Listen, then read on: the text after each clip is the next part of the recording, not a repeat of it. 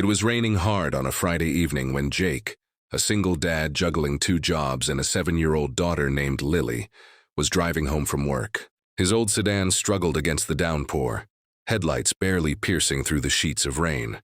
As he rounded a corner, he spotted a young woman standing by the roadside, her dress torn and soaked, clutching a small suitcase.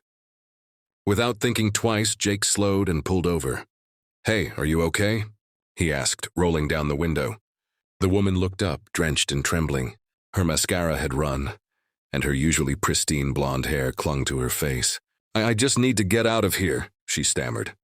Jake didn't ask questions. He opened the passenger door and helped her in, noticing her expensive-looking heels sinking into the mud outside. She was clearly from a different world. Her dress hinted at luxury, but her eyes were filled with fear, not entitlement. As they drove, she stayed silent, staring out the window. Jake glanced at her in the rearview mirror.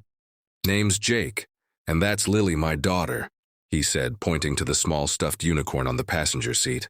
"Where to?" She hesitated, then whispered, "Anywhere but there." Her voice was soft but urgent, and the vulnerability in it hit Jake hard. The ride was quiet, except for the rhythmic tapping of rain on the roof. When they stopped at a diner to warm up, Jake offered her coffee.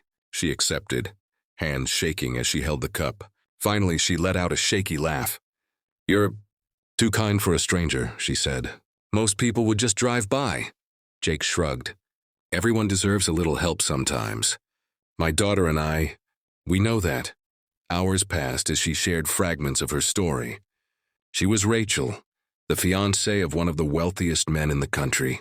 She had discovered the day before her wedding that her future husband only wanted her as a trophy, someone to flaunt in public and control in private.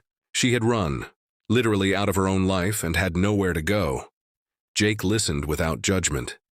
There was no envy, no pretense, just quiet understanding. He offered her a spare blanket from the car and let her rest while Lily excitedly shared her favorite storybooks, making Rachel smile for the first time in days. As dawn broke, Jake dropped Rachel at a small, cozy motel where she could regroup. She clutched his hand, eyes misty. "You don't know how much this means to me. You didn't even know me." Jake smiled. "Sometimes helping someone isn't about knowing them. It's about seeing them, and everyone deserves to be seen." Rachel stayed in touch, sending a simple message weeks later. "Because of you and Lily, I found the courage to start over. I'm alive, happy, and free.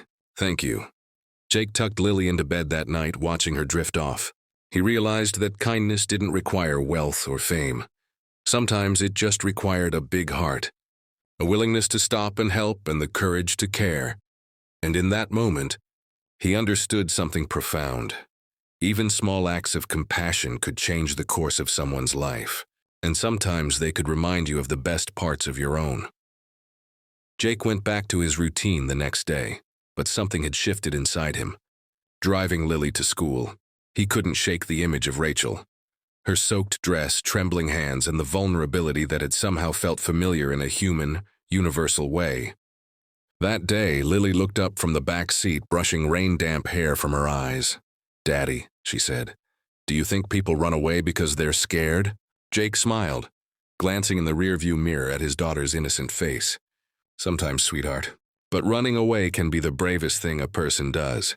It means they want a better life, even if it's scary." Weeks passed and life returned to its usual chaos. Work, homework, bedtime stories.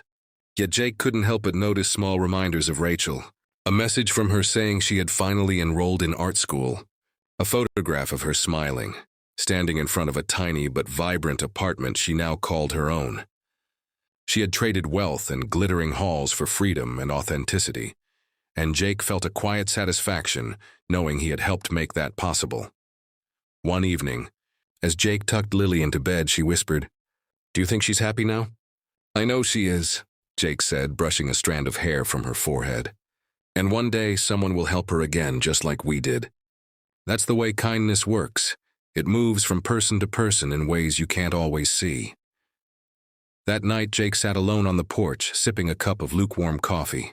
The rain had stopped, leaving behind the clean, fresh scent of earth and possibility. For the first time in months, he allowed himself a moment of quiet reflection. He realized that the small choices, pulling over for a stranger, offering a blanket, lending an ear, could ripple out into the world in ways he would never fully understand. And maybe that was the point. Because sometimes, he thought, being a hero isn't about grand gestures or headlines.